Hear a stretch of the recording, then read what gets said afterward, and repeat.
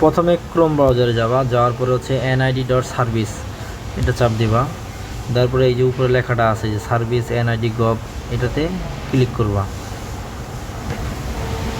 Click করার পর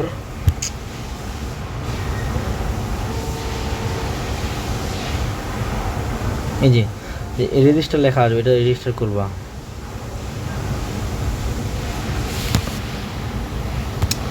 তোমার NID নাম্বারটা দিবা। NID নাম্বারটা আমি দিয়ে দিচ্ছি, তো আমার কাছে আছে 78 এই যে 71, এই যে এটা দিয়ে দিবা।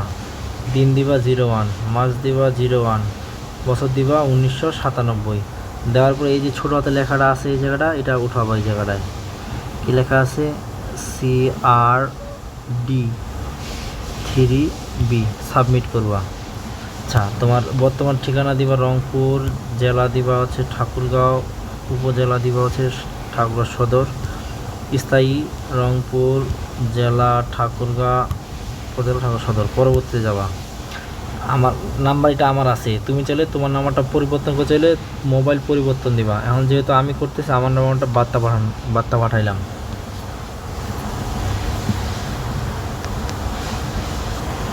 মোবাইল SMS আসছে, কোড নাম্বার দিচ্ছি আমি এই জায়গায় 603624 বহাল। এই যে বহালে ক্লিক করবা। ক্লিক করার পরে এই যে অ্যাকাউন্ট রেজিস্টার এই লেখাটা আসবে। তুমি এই যে ট্যাপ ওপেন, তোমার আগে বলছিলাম যে হচ্ছে NID.wallet, এটা হচ্ছে প্লে স্টোরে ডাউনলোড করে রাখবা। ডাউনলোড করে রাখার পরে তুমি এই ট্যাপ দিবা। এই ট্যাপ এই যে ওই সফটওয়্যারে চলে আসছে।